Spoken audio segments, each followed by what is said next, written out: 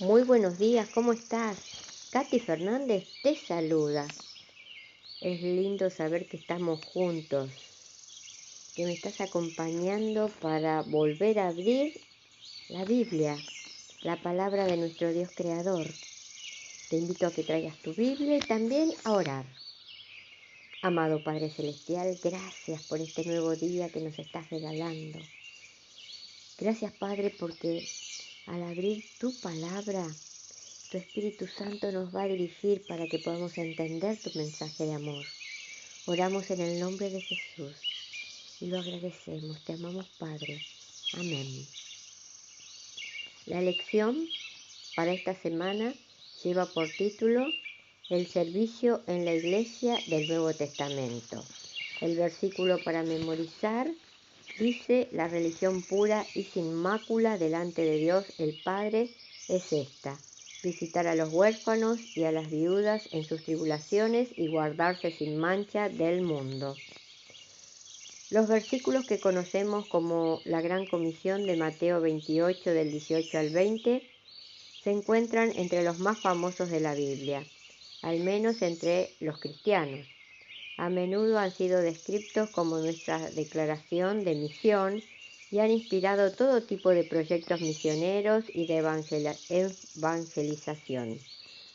De hecho, inspirados en estos textos, los cristianos han viajado por todo el mundo, a veces a un gran costo personal, para difundir el Evangelio. ¿Y qué ordenó Jesús en la Gran Comisión? Hacer discípulos, bautizarlos y enseñarles que guarden todas las cosas que os he mandado. Mateo 28, 20. Y como hemos visto, gran parte de lo que Jesús nos ordenó tiene que ver con cuidar a los necesitados, a los que sufren, los que no pueden cuidarse de sí mismos. Por consiguiente, debemos recordar que estas instrucciones para los primeros discípulos de Jesús no eran tanto una tarea nueva, sino más bien una continuación de la misión que Jesús ya había estado haciendo entre ellos. Por ende, este aspecto de la enseñanza de Jesús es evidente en la vida de nuestra comunidad de la Iglesia como parte del cumplimiento de la Gran Comisión. La lección para el domingo 25 de agosto lleva por título Un nuevo tipo de comunidad. Después de la ascensión de Jesús y la venida del Espíritu Santo en Pentecostés, el grupo de creyentes creció rápidamente y fundó la iglesia primitiva, un nuevo tipo de comunidad entre los seguidores de Jesús, inicialmente dirigida por sus discípulos originales. Sin embargo, esta nueva comunidad no era solo algo que ellos inventaron, sino que se basaba en las enseñanzas y el ministerio de Jesús y en la larga historia de las Escrituras hebreas y sus profetas. Te invito a que leamos ahora algunos versículos del libro de Hechos. Vamos a empezar leyendo el capítulo 2, el versículo 42 al 47. ¿Qué identificas como elemento clave en esta descripción de la comunidad de la iglesia primitiva? Hechos 2, 42 al 47. Y perseveraban en la doctrina de los apóstoles, en la comunión unos con otros, en el partimiento de pan y en las oraciones. Y sobrevino temor a toda persona, y muchas maravillas y señales eran hechas por los apóstoles. Todos los que habían creído estaban juntos y tenían en comunión todas las cosas, y vendían sus propiedades y sus bienes y lo repartían a todos según la necesidad de cada uno. Y perseveraban unánimes cada día en el templo, partiendo el pan en las casas, comían juntos con alegría y sencillez de corazón, alabando a Dios y teniendo favor con todo el pueblo. Y el Señor añadía cada día a la iglesia los que habían de ser salvos. Y ahora vayamos al capítulo 4, vamos a leer del versículo 32 al 37. Hechos 4, 32 al 37. Y la multitud de los que habían creído era de un corazón y un alma, y ninguno decía suyo propio nada de lo que poseía, sino que tenían todas las cosas en común. Y con gran poder los apóstoles daban testimonio de la resurrección del Señor Jesús y abundante gracia era sobre todos ellos. Así que no había entre ellos ningún necesitado, porque todos los que poseían heredades o casas las vendían y traían el precio de lo vendido y lo ponían a los pies de los apóstoles y se repartía a cada uno según su necesidad. Entonces José, a quien los apóstoles pusieron por sobrenombre Bernabé, que traducido es hijo de consolación, levita natural de Chipre, como tenía una heredad, la vendió y trajo el precio y lo puso a los pies de los apóstoles.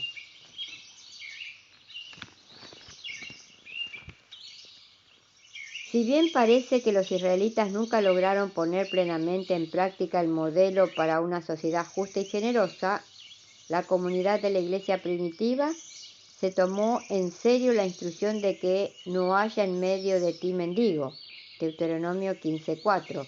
Una de las expresiones prácticas de su fe fue compartir los recursos materiales, incluso vender tierras y contribuir con los fondos recaudados para satisfacer las necesidades de sus hermanos creyentes, como así también para ser de bendición a quienes estaban fuera de la comunidad incipiente, especialmente mediante el ministerio de curación. Hechos capítulo 3, versículo del 1 al 11 y capítulo 5, versículo del 12 al 16. Sin embargo, esta comunidad no era una sociedad utópica desde ningún punto de vista. A medida que crecía el número de creyentes, aumentaban las tensiones sobre la administración de estos recursos, especialmente en relación con la contribución diaria de alimento a las viudas. Hechos 6:1. Los discípulos, que eran los líderes naturales del grupo, querían concentrarse en predicar el Evangelio para hacer frente a la situación en cuestión. Necesitaban organizarse. Por lo tanto, se nombró a 7 personas para que se enfocaran en los asuntos prácticos de la comunidad de la iglesia. Este fue quizás el primer reconocimiento de los diferentes ministerios y dones que se ejercerían en la iglesia. Al mismo tiempo demostró la importancia del ministerio práctico para la viuda y el testimonio de la iglesia.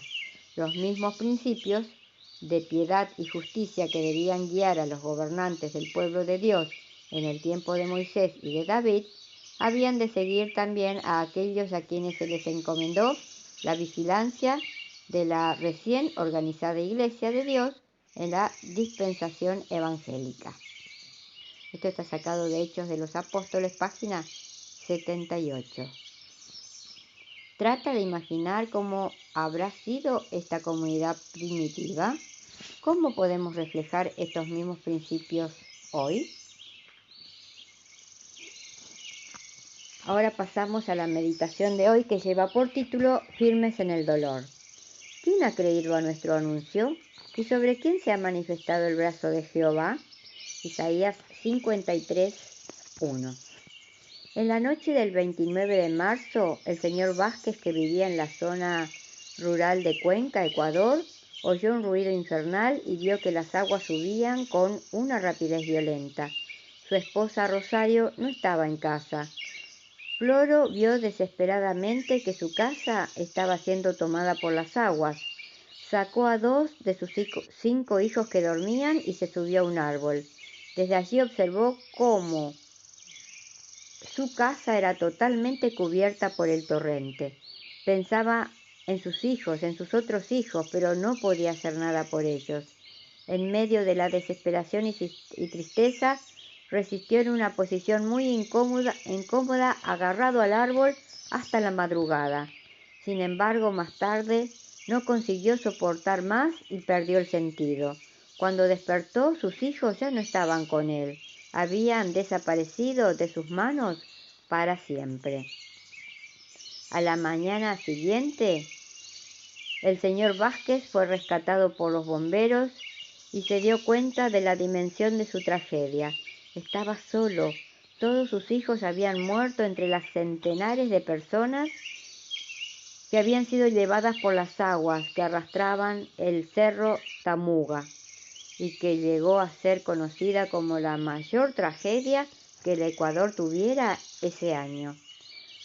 Lo interesante fue que los habitantes del lugar, después de la tragedia y al comenzar los trabajos de reconstrucción, colocaron al lado de la carretera un cartel enorme con un versículo bíblico: cuando pases por las aguas, yo estaré contigo, y si por los ríos, no te anegarán. Cuando pases por el fuego, no te quemarás, ni la llama arderá en ti. Isaías 43, 2. Fue conmovedor ver a ese pueblo trabajando para salir de la nada. Perdieron todo. Salvaron apenas lo más precioso que el ser humano posee: la vida. Las aguas enloquecidas arrastraron lodo y piedra, llevaron casas, mujeres, niños y ancianos, y ellos tuvieron la fe suficiente como para creer que cuando pasemos por las aguas, Jesús siempre estaría con nosotros, y si por los ríos, no nos anegarán.